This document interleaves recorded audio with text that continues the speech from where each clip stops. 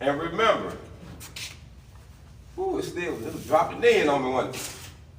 Follow your puddle. Your puddle's gonna tell you everything. You watch your puddle for your size. Now I'm gonna say, normally with this flux core, on blueprints I have seen no less than a 3/16 well, and probably no bigger than a 5/16 well 1 pass 1/2 inch.